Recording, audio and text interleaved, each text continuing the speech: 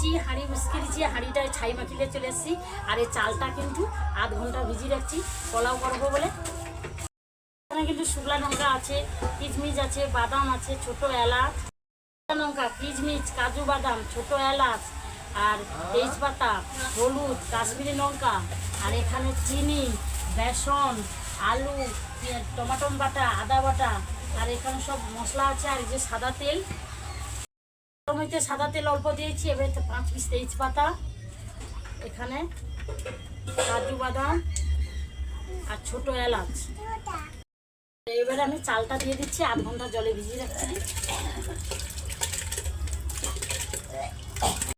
জল গরম হয়ে গেছে, আমি অল্প একটু সাদা তেল দিয়ে দিচ্ছি। তারপরে ভাতটা কিন্তু খুব সুন্দর হয়ে গেছে, ডাঁটো থাকতে থাকতে নামিয়ে নিতে হবে। দেখো আমি কিন্তু পোলাওটা ভাতটা খুব সুন্দর ঝরঝরে হয়েছে। আমি এই গামলাটা কিন্তু তেল মাখিয়ে রেখেছি। এরপরে আমি এই ভাতে করে আমি কিন্তু একটু পরিমাণ মতো চিনি দিয়ে দেবো। আর এইখানে লবণ দিয়ে আমি মাখিয়ে করে 5 মিনিট রেখে দেবো। এইভাবে চিনি লবণ মাখিয়ে করে আমি 5 মিনিট রেখে দেবো। দেখো কড়াটা গরম হয়ে গেছে, আমি সাদা তেল দিয়ে দিচ্ছি। 200 পনির ভেজে নেবো। এই 200 পনির ভেজে নেবো অল্প একটু হলুদ দিয়ে। হ্যাঁ, এবার একটু হলুদ দিয়ে ভেজে নেবো, কেন পনিরটা বেশ ভালো লাগবে পোলাওতে। একটু অল্প হলুদ দিতে হবে।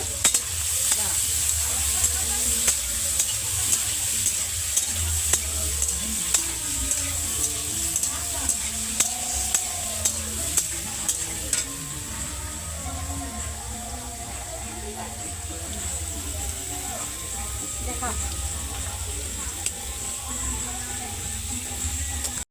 এই পনিরটা ভাজতে ভাজতে আমি কিশমিশটা দিয়ে দিচ্ছি। এই তেলে ভাজা হয়ে যাবে খুব সুন্দর করে।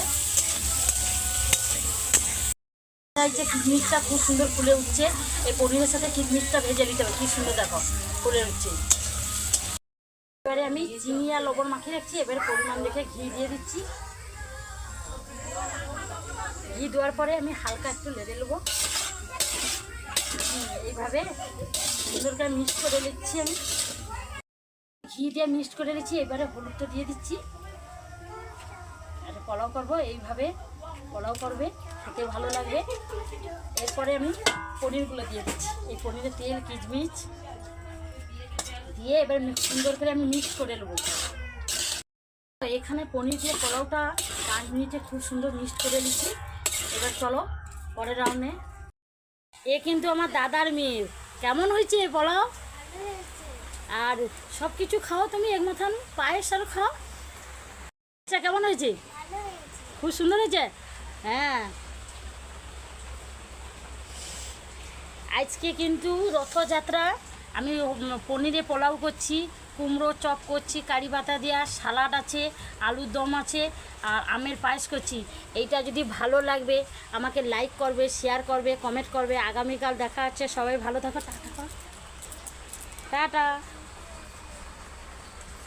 হাস।